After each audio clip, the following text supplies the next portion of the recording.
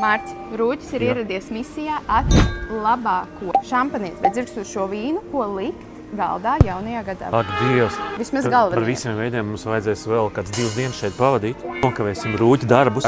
Rīgas oriģinālais šampanietis. Šis vienmēr ir jaunajā gadā uz Tieši tā, galda. astī mēdz būt daudz un dažādiem ražotājiem. Tiek gatavots no saldām vīnogām, maz alkohols, tāpēc, ka viņš netiek 2 reizes raudzēts. Itāļu prosecco populārākie veidi ir extra dry un brut. Kā atšķiras bruts no ekstra dry? Extra dry nenozīmē nenormāls sauss, kā tu gribētu tos iztulkot. Ja?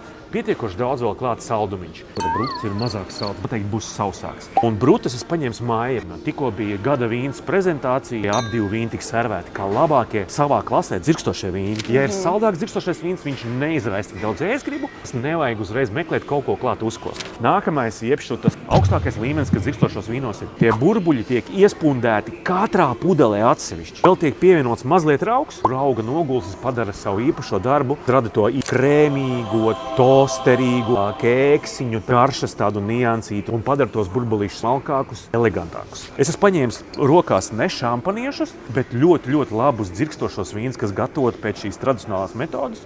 Gran Sativa, arī labākā, kas mums ir veikalā. Kremants ir tāpat kā šampanietis gatavots franču dzirkstošais vīns, populāra kategorija, mazliet pieejamāk par šampanieti. Bet kur tad šampanietis? Šoreiz esmu paņēmis rozā šampanieti un šogad atzīts Latvijā par labāko rozā šampanieti. Paiet 2 gadi kopš novāc vīnogas, līdz šis šampanietis var nonākt uz jūsu galvu. Esmu ļoti daudz dzirdējusi par Moetu. Tas tiešām ir tāds ļoti labs luksus šampanietis, vai tas viss ir marketings?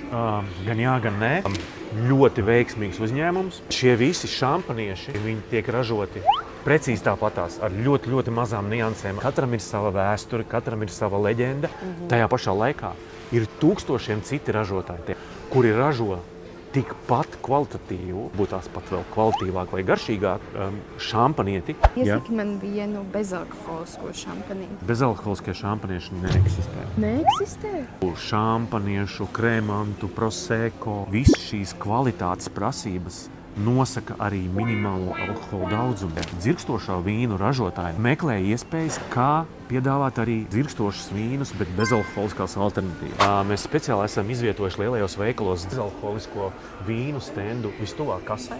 Tā skaitā arī dzirkstošie Rīgas šampaniešu ražotāji, gan arī kavas ražotāji. Codorniu Zero ražots no tām pašām vīnogām, no kurām taisa kavu, bet kvalitatīvākais pieejamais mūsu veikalā. Lai burbuļots Lai burbuļots jaunais gads.